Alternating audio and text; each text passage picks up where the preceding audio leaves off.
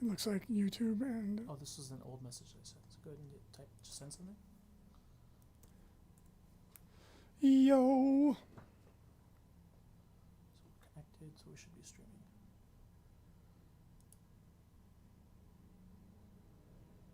Just give it a minute. What up, everybody? So when you're ready, just in front of the camera, clap, and then you get started. We got a solo show for all my OnlyFans out there. And then you can minimize OBS if you don't want to see it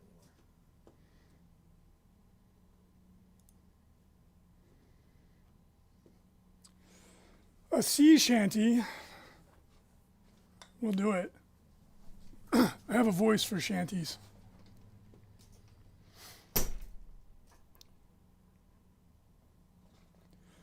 Yeah, I'm indeed in controlling the Mars rover Lonely Fans. Tim, I'm sure. Yeah, that would be my OnlyFans account. The Lonely Fans. Bjorn, I shaved the mustache finally. It was fun for a while. The ITC, that was very funny. For those of you who didn't catch the last chapter tactics, you might want to check it out. They have some pirate action going on. It's pretty funny.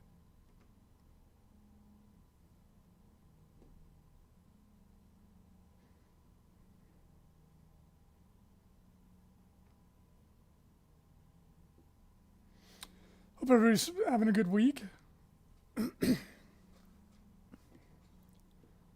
of a slow week in the Warhammer hobby, but to be expected, given everything that's going on in the world right now. Tim says I should have kept my sideburns. Yeah, I had sideburns forever. From like freshman year of high school until I was like early 30s. Definitely, that was the look for a long time. Tim asks if there's any Best in Faction awards going out for last season. Yeah, we are. Kicker is going to be emailing those to the people that won. Thank you for the reminder. Look damn near Acadian. Bjorn, thank you. It was a pretty solid stash, I do have to admit. What is up, Clint? How you doing? Ben Schmoller's got some sea shanty lyrics going. There once was a league called ITC, run by Reese and the boy Frankie. I like it. That was good. That's good. Yeah, I had some serious sideburns back in the day, but no longer.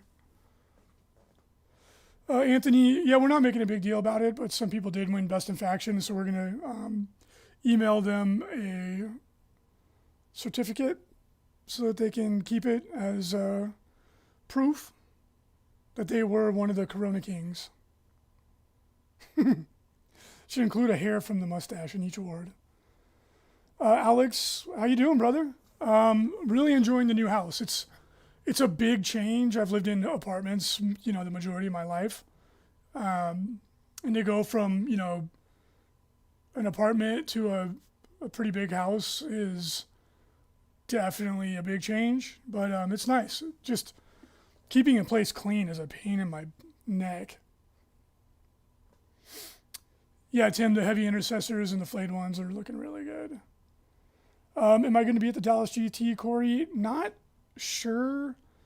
We are really, really busy right now. I'm working 12 hours a day, 7 days a week right now. So I don't have a ton of time to do like anything. We have a lot of like really exciting stuff we're working on. Just not a lot of free time right now for Frankie or myself. Whiskers Jelly is a great sea shanty. That sounds pretty funny. Lou Rollins, yeah, the home ownership, it is a pretty damn good feeling. Like in California, I wasn't sure if I was ever gonna get there, but as everybody knows, California is not a cheap place to live, and leaving, I'd saved up quite a bit of money, and leaving made it possible to buy a home. It's funny because my house here costs less than my studio apartment would have cost to buy in downtown San Diego. Significantly less. It's wild. That's why there's a mass exodus of the middle class leaving California. It's not too hard to imagine why. All right, everybody, get ready for this solo show.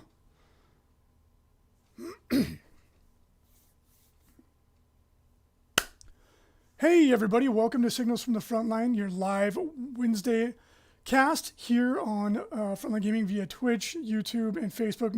Not my strongest opening there, but you know what? After 724 tries, you're still going to get it wrong on occasion. Thank you for joining me. This is not my OnlyFans account, for those of you who might be confused, or lonely fans, as the people were saying in chat. This is the Signals from the Frontline show, brought to you by Frontline Gaming, part of the Frontline Gaming network.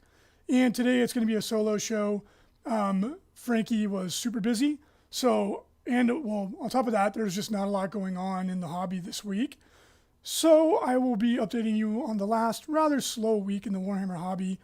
And then we'll be chatting as well. For those of you who are listening via YouTube or via a podcast provider, if you're wondering who I'm talking to, that is the live chat, which you can join via Facebook, YouTube, or Twitch, as we had explained. Hello to everybody in chat. It's always fun to talk to everyone, especially considering that we're still enduring the plague times, and I haven't had a chance to see almost any of you in a long time.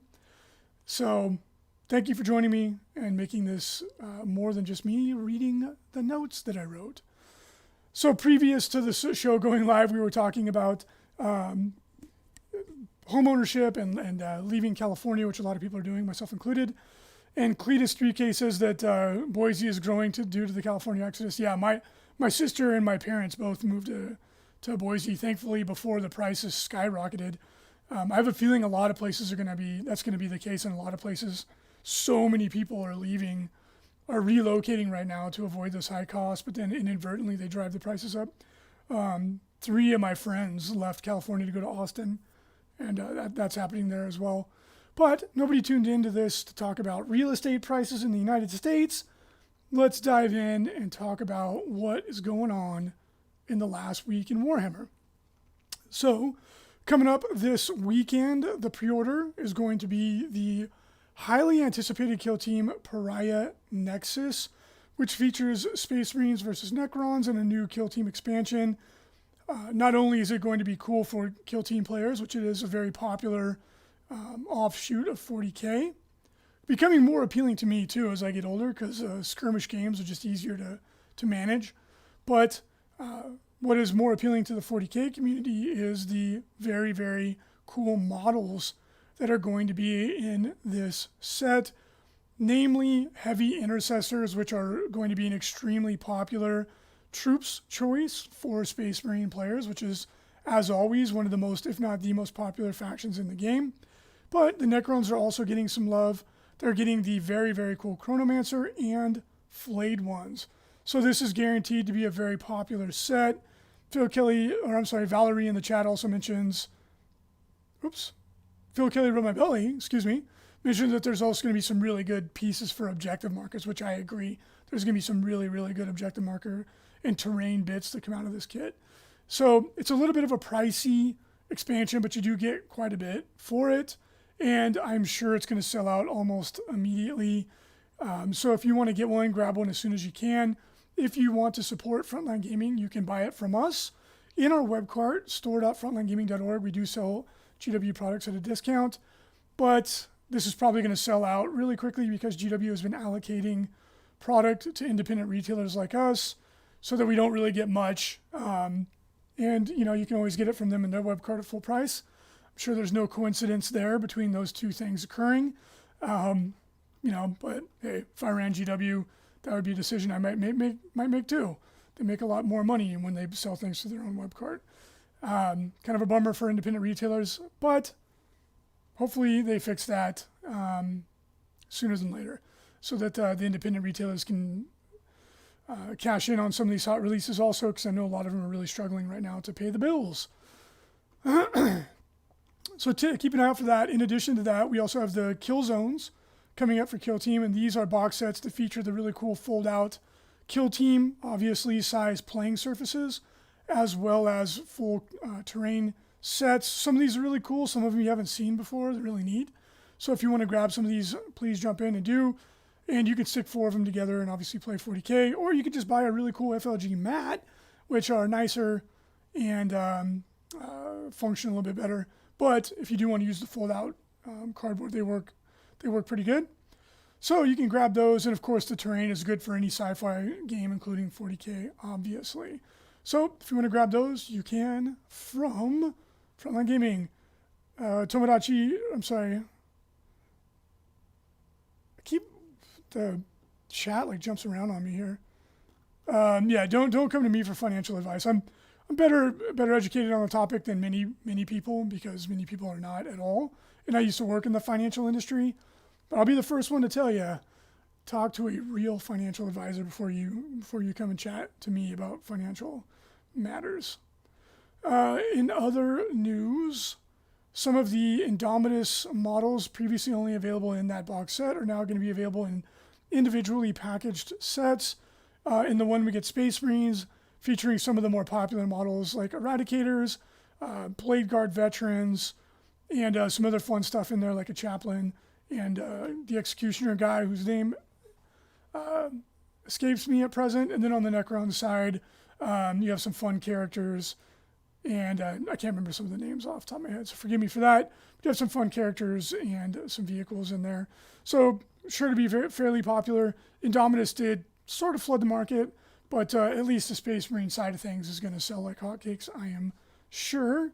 Marcos Castellanos, if you want some stock advice, don't talk to me. Just head on over to Wall Street Bets or follow Elon Musk's tweets, because when he tweets something, the stock price goes up. So just keep an eye on what they're doing, and don't listen to my advice, because although I am up. My portfolio went up quite a bit in the last few years. I made a couple good bets, but I am not a stock master. Not even close. Not even close. As Lou Roland says, you got to be a licensed broker to give real stock advice. I am not one of those things. Diamond Hands, Anthony. Yeah, I hung in there for as long as I could. I was just wanted to be a part of the GME thing, just because I reveled in the chaos of it and it was fun. Didn't make any money though. I didn't lose very much money either. It was just fun to do. Lastly, coming out this weekend, we do have some Necromunda models, some fun stuff, some new Orlok models. These ladies look really, really cool. I'm sure they're going to find their way into some Imperial Guard or Asher Militarum armies, but then of course Necromunda is a lot of fun unto itself, and these are very cool, characterful models. And then we have a new Scum and Villainy, I think they're called, or Hive Scum model. He looks like Quasimodo with some sort of a blunderbuss. He's cool. He's got a very characterful model. He needs to upgrade his gun though, I think, a little bit. We like the stock, Anthony. Yes, Dogecoin. I didn't buy into Dogecoin. Buying into cryptocurrency can be a challenge to figure out how to do that unto itself. In other news, we have a brand new FLG mat promotion that is going to be starting today. And this one is a brand new mat called Alien Marsh. It's a very cool mat. Check it out. If you like it, it is available at 22% off for the next 2 weeks. And we do have it in a very wide variety of choices, from 4x8 down to 24x14. There's something for everybody in there. If you want to jump in, grab it, please do so. And if you want to get free shipping within the continental United States, you just want to make sure you grab something else to bump up your web cart to $99 or more, and you get free shipping. Check it out. Very cool new FLG mat. We're also coming into the last week to take advantage of our other promotion running currently. This is for Planet 37, a really popular existing design that we have. It's like a volcanic field or the surface of a cool planet with highly active volcanic activity. Really cool. Check it out. If you want to grab it, it's 19% off. You can save some money. And speaking of really cool space planet themed stuff, holy cow, how amazing are the images coming back from the Mars rover. Just like that whole thing has easily been one of the coolest things that's occurred in my lifetime. My parents were alive to see the first moon landing. That I could imagine was just would surpass this in terms of like bringing such a thrill to see what is possible with human achievement. But watching the rover land and the excitement of the NASA team, holy cow, man, we live in an exciting time. Like watching the Falcon rocket lift off and seeing how high tech and cool that was, privatized space travel. They're already talking about the first commercial space flight. Like, we live in exciting times. Like, if you're a science fiction fan, which if you're listening to this podcast, I can't imagine that you are not. I feel like the future that is in The Expanse, which are amazing books, really, really good show, is really not that far off. We might live to see it, to see something like that or the beginnings of it. So really cool. If you haven't had a chance to go check out those images, please do. If you're friends with me on Facebook, I've been sharing the ones I found. But they have like recordings of what it sounds like on Mars, interactive 3D images of like what the rover sees. In the nighttime shot, absolutely spectacular. Mars has a really thin atmosphere. It's like 1/10 of the density of Earth's atmosphere. So at nighttime, it's like you can see the Milky Way. It's spectacular. It's just very inspiring. It makes you feel, especially in a time like now when things are really down and everyone's bummed out and depressed and, been stuck inside and all this really crappy news. Something like this is very uplifting, and I think it will make you feel better just to go look at that and remind yourself that these bad times will come and they'll go, and that the future is bright for all of us, especially when we work together. It's very inspiring. So I'll stop gushing, but it is pretty incredible. It definitely was the highlight of the last very long period of time for me to see all that. It's been really cool. So not a lot of news right now. It's been a slow week, which is understandable. We're kind of in the doldrums here. Hopefully, I am very hopeful. I'm a glass half full kind of guy. So I'm really optimistic with the vaccines going out that, maybe we're coming into to COVID kind of dying down a little bit. You never know. I don't know. I'm not an expert. So take anything I say on that topic with a mountain of salt. But, I'm hopeful. I always try to look at things from a positive light. So hopefully spring, summer, we're, getting a little bit back to normal, a little bit. We'll have more going on in the hobby. But, time will tell. What will be, will be. But I'm hoping that things pick up. So I've been reading some good articles and looking around, and, cases have been going down. So come on, baby. Bring us some of that good luck. Let's get life back to normal here. But despite the plague times, there are some people that are engaging in some 40K organized play and Age of Sigmar safely, I hope, sincerely. So let's take a look at the obviously very slow start to the season. Top 5 current 40K ITC competitive track. We got Nathan Finnell with an early lead, James Piper in second, David Ozawa in third, Sweet Lou in fourth. I hope that's a real name. And then Joshua Resner in fifth. So a lot of these people are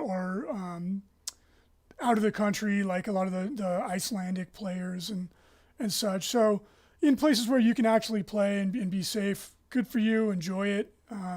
For a lot of us, it's either playing in leagues or playing virtually or whatever. Hey, enjoy the hobby how you can. But just remember, stay safe. Points are not worth risking your health. If you can do it in a safe manner, more power to you. Have fun. If you can't, hang in there. Just be patient.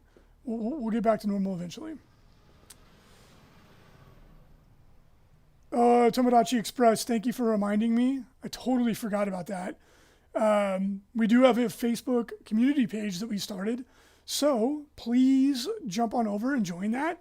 If you want to be a part of the Frontline Gaming community to get news, stay up to date with what's going on. The way Facebook works, if you follow our company Facebook page, things we post, they don't necessarily show you. They only show, I think it's like less than 10 or 5% of your audience. They only show it to you because they want you to pay to get it out there. Whereas if you're a part of the group, obviously it's a fun community. You can talk to other people. You'll see everything. Kicker linked the group in the chat, and I will add it to the show notes as well. So anybody wants to head on over to join the group. It's a very positive, very cool place. We moderate it lightly, but of course, if you want to go to a group that's a little bit more, abrasive, there's plenty of those out there. The Frontline Gaming community is going to be a positive, uplifting place. So, secret society, no. It's going to be a very public society. So yeah, feel free to join in. It's a really cool, positive place to enjoy your hobby. Thanks for that. I appreciate the reminder, gang. All right, 40K ITC Hobby Track, top 5, current. We got Marshall Peterson in first, Nick Winker in second, John Stewart in third, and Jacob Landfirst tied with Marvin Sims in fourth. Current, Age of Sigmar, top 5, Sam Valdez in first, Pablo Barca in second, Kurt Roper in third, Chris Doherty in fourth, Gabriel Pacheco in fifth. Check those out. Also, if you want to head on over to the Frontline Gaming community page over the Frontline Gaming FLG Paint Studio, we have a bunch of cool commissions we've been putting out lately, always looking to take on more business, and we're always looking for new painters. We do have our in-house paint studio is up and running. It's a really good job, very solid pay with benefits, paid time off, insurance, the works. For people that don't live in America, they're like, insurance? Isn't that automatic? Ha ha ha. Not in America, baby. We do have really good healthcare. We have a really good healthcare system if you pay for it. But if you don't, although again, much like my financial advice, my opinion on that, no one comes here for that, and I am not an expert. But it is quite the perk in the States if you do get that. So if anybody is looking to make painting miniatures in a cool, very cool work environment at Frontline Gaming, we work really hard, but it's a fun place to work. And everyone here is a gamer. Almost everyone here is a gamer. We have a couple employees that aren't. So if it's something you're interested in, drop your resume on in. You can do that via the Frontline Gaming Paint Studio. Join our team portion of the site, and it's a solid gig. And if you want to support that, consider having your commission go through us. And as we get the in-house paint studio fully ramped up, we're going to be crushing these commissions out like nothing. We're going to be turning projects over extremely quickly. So that's going to be a really cool aspect of what we do here. Kicker, current FLG community hot topic. Yeah, the current topic of discussion in the community page is how big should FLG 40K team events be? We have a poll running, so if you want to cast your vote and let your opinion be known, jump on in and join that discussion. Some of the who's who of competitive 40K are in there talking about it. So jump in, let your voice be heard, cast your vote. Let us know what you think is the right size team for 40K team events. They're really gaining in popularity. Most of the top competitive players, the pundits in the community advocate for team events. They solve a lot of problems with scaling up too, because if you count a team as a player, you don't need as many rounds. It's not as time intensive to do it. It also is a little bit more forgiving. Like you can lose a game as an individual, but still contribute towards your team winning. You get more variety because with team formats, you only have one of each army per team, like the Space Marines are the current boogeyman. Although everybody forgets that it wasn't that long ago when they sucked. Whatever, the memory of the community is short. So you have one Space Marine player, right? So you get more diversity. Then you don't feel like you don't feel pressure to play the current hot army. If deep down you love Sisters of Battle and you want to play Sisters or Orcs or whatever, there's a place for that in the team format. So I genuinely believe the team format is the better format, but the downside is the barrier to entry is higher. You have to get a group together. If somebody bails, it can screw over your whole team. It's a little bit more complicated, and 40K is already a complicated game. So I always feel that the excitement of the singles events are always going to be the pinnacle, but team events are really appealing. So we plan on running more of them. I think they're going to become more and more popular as we go. So if you want to have an input on the shape that takes, head on over to the community page and let us know. Was Jesse Morales in there? What's up, bro? Keep it icy, says Anthony Odell. Yeah, Ninja Wolf Hybrid. There's pros and cons to the way healthcare works here. Again, I'm not going to go too far into it. People have really strong feelings on it. I'm not an expert. My dad worked in the industry his entire career, but there's pros and cons to the way things are done here. It's not all good. It's not all bad, just like it's not in any country. Kill Team Stream says he's here for my spicy opinions. Well, I got a lot of them. And like a lot of people's opinions, they're like, well, you guys know how that expression goes. They don't always smell good. Phil Kelly wrote my belly says he's supposed to move back to New York this summer from the UK, where healthcare is free to anyone. Yeah, a lot of my family lives in Australia and the UK.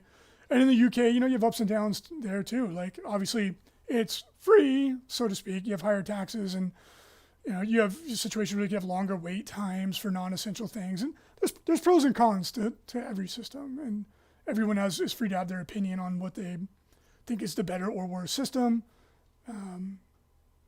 But yeah, pros and cons.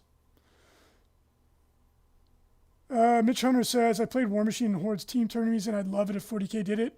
So Mitch Hunter, do you come from the Warzone universe? Some people will get that joke, some people won't. Yeah, so 40K team tournaments have been going for a long time. Obviously, the most famous one is the ETC, the European Team Championships, where there's a team from every country. They do 8-person teams, which is cool for that format, but I just don't see it catching on in normal team events. It's just the teams are just too big, right? There's just too many failure points where someone can't go. And then obviously in America, the ATC is the famous one. Awesome event, really cool event, run by a great group of guys. And there's more and more of them popping up. Team events are Gorka Marcos, which is Gorka Marcos is a great screen name. Team events are really fun. I genuinely think they're more fun than singles events. But like I said, the drama and the glory of the singles event will always, in my opinion, be the pinnacle of competitive anything, right? But team events to play in is so fun. Oh, I'm sorry, Valerie. It's not the ETC. It's the WTC now. My bad. Sorry to all my friends at the WTC. Neil, Tom, everybody, I apologize. I forgot it. I slip of the tongue. What was I talking about? God, as I get old, I have the worst memory ever. Oh, right. So team events are more, they're super duper fun to play in, right? Like, especially if you're a part of a 40K team. It's a blast. Like, obviously, I'm on the very long and storied Team Zero comp. And going on a road trip with my teammates, with the boys, or boys and gals, whatever, the homies, the squad, that's what a 40K event is all about to me, is going out for dinner, hanging out with the crew, having a laugh, competing as a team. That's the joy of going to the tournaments, right? That's why you do it. And team events facilitate that quite a bit. Mitch Hunter says that they did team events, or 5-person team events. Yeah, 5 is what we're leaning towards. But we wanted to get community feedback, as we usually do, to talk about what size teams does everybody want. We're here to provide a service for you all, so it makes sense for us to ask you what you want. Like, what is your opinion on these things? Tomodachi Express says, is this becoming a financial political podcast live stream? No, there's plenty of those out there. No one gives a crap about my opinion on these things. It's fun to talk about them, but it's just so easy for those conversations to go off the rails, especially now. I'll keep my political opinions to myself. I'm very reasonable, though, for if that matters.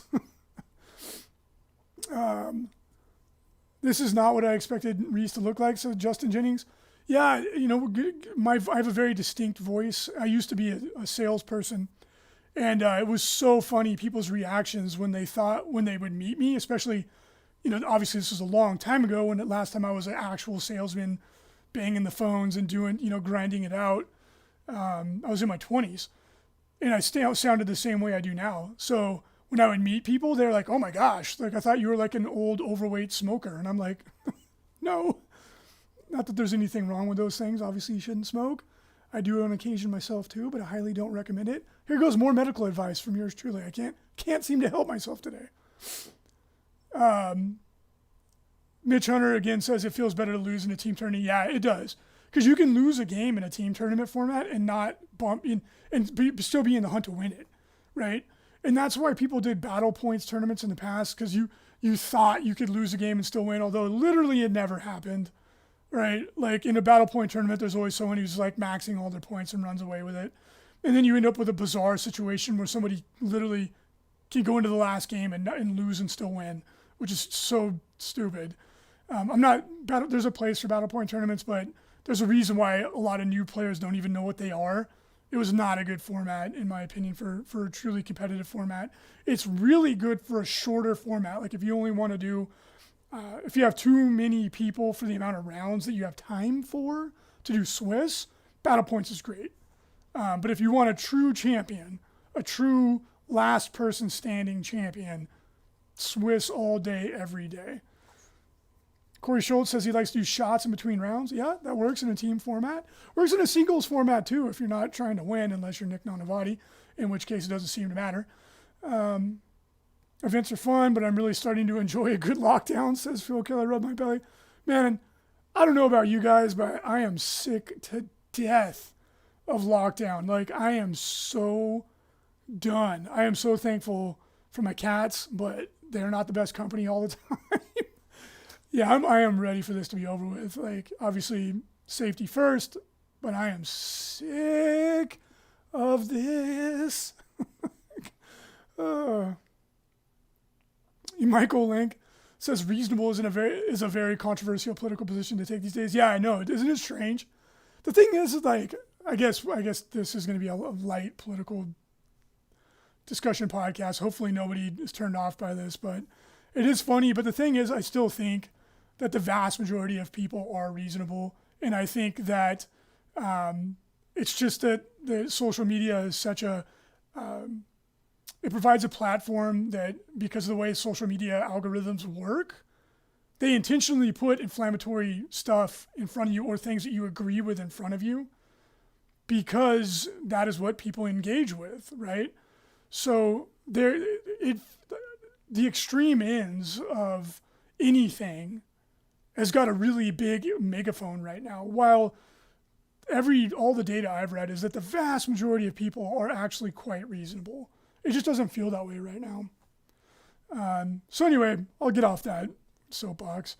But for all my reasonable peeps out there that are open-minded and willing to have a discussion, have their mind changed, listen to new facts, be friends with people that you disagree with, keep it up. Keep it up.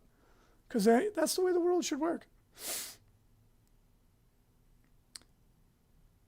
All right, everybody. Really short show today. I apologize for the shorter format, although I think we're going to try and move Signals to be a 30-minute format. I think it's more digestible that way going forward. So maybe this is just the new normal. Who knows?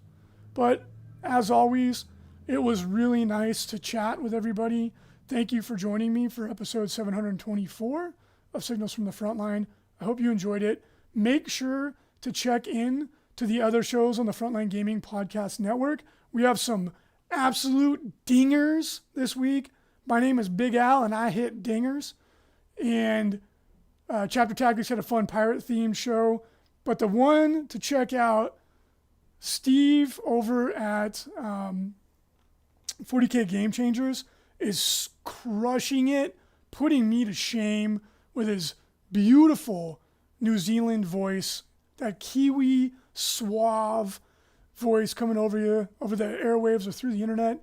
He interviewed the one and only Rick Priestley. And for those of you kids out there listening who's like, what's a Rick Priestley? Well, let me tell you, He's one of the people that invented 40K. So if you like 40K, you have to go listen to this interview. Rick Priestley is the man. And he's an older gentleman now. I shouldn't say that. He's a little bit older than me. But go back and look at pictures of him from the old days, from the beginning of 40K. He looked like Lemmy Kilmister. Like, the dude's a G. So definitely go check it out and listen to some of the origins of 40K, because it's an interesting story. All right, everybody. Thank you so much for checking in. I hope you enjoy your day. Hang tough through this plague. I am sick of it. Ha ha, pun intended. And I'll check in with you all next week. Until then, happy gaming, and thanks again for joining me.